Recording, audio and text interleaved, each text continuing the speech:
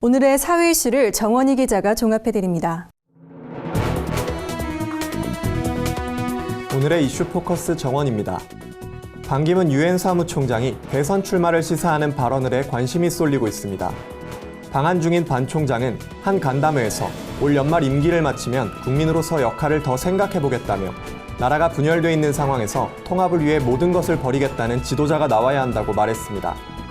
전문가들은 그가 국민으로서의 역할을 강조한 부분에 대해 2017년 대통령 선거 출마에 뜻을 두고 있는 것 아니겠냐고 조심스럽게 전망했습니다. 올해 서울 아파트 평균 분양가가 3.3제곱미터당 2,237만 원으로 조사돼 작년에 비해 14.8% 오른 것으로 나타났습니다. 평균 분양가가 2천만 원을 넘어선 것은 지난 2008년 이후 8년 만으로 금액상으로는 역대 최고가입니다. 이는 최근 강남 지역을 중심으로 재건축 단지의 고가 분양이 속출한 데 따른 것인데요. 고분양가 논란에도 청약에 성공하는 아파트들이 늘면서 하반기 공급될 재건축 단지들도 일제히 가격이 인상될 전망입니다. 전국 시도교육청이 학교 현장의 교권 침해 행위에 대해 단호히 조치하기로 했습니다. 최근 교사들이 학생들에게 욕을 먹거나 뺨을 맞는 경우가 발생하는 등 갈수록 심해지는 교권 침해를 막기 위해서입니다. 각 교육청들은 교권보호 매뉴얼을 강화하는 한편 사안이 중대하다고 판단될 경우 형사고발 조치도 고려한다는 방침입니다. 한편 지난 2013년부터 2015년까지 전국 초중고교에서 발생한 교권 침해 사례는 13,029건에 달합니다.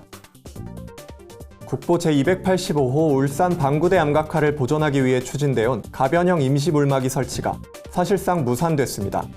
최근 진행된 최종 실험에서 임시 물막이 모형이 수압을 버티지 못하고 누수 및 파손됐기 때문인데요. 최종 채택 여부는 다음 달 16일 문화재위원회에서 결정되지만 실험이 실패한 이상 통과될 가능성은 낮아 보입니다. 한편 3년간 실험에 들어간 비용은 약 28억 원에 달합니다. 호주의 한 휴양 도시에 10만 마리 이상의 박쥐가 몰려들어 지역 전체가 일주일 이상 마비되는 등 비상사태에 빠졌습니다. 베이트만스베이 주민들은 지역을 점령한 박쥐들로 인해 집안에 갇혀 큰 피해를 보고 있으며 박쥐떼가 일으키는 소음과 먼지, 악취로 관광객들의 발길 또한 끊어졌습니다.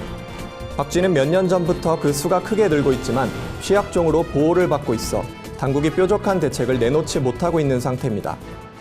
구티비 뉴스 정원입니다.